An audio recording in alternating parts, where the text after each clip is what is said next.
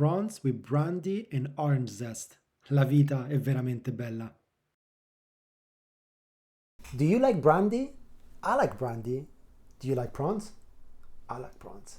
So what do you think about making prawns with brandy?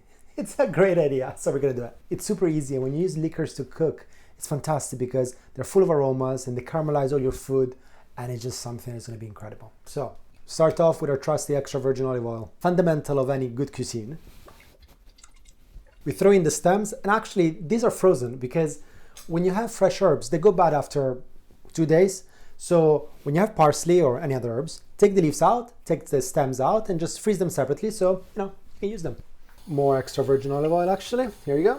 So the rest of the ingredients, of course, are prawns. We're gonna use orange zest, which goes great with brandy. You can also use lemon if you like. And then we're gonna have some parsley at the end. Now, I've already cleaned this, and I've kept the head on and the little bit of the tail on. And you can check out my previous video on how to do it. It's pretty simple.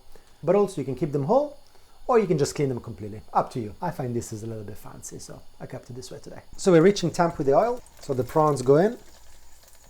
And we can grate over it some of the orange zest. We can now remove the stems. They've given the flavor we wanted. 2 minutes in, and we get to turn them. See when they cook, they curl up. And I wish you can smell it, but the citrusy from the orange is just really coming out. It's absolutely fantastic. And now we get to add the brandy.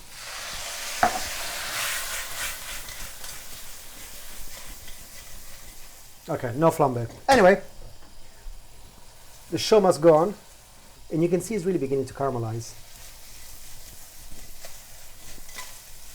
And then look at this glorious red over here. Red, orange, it's fantastic.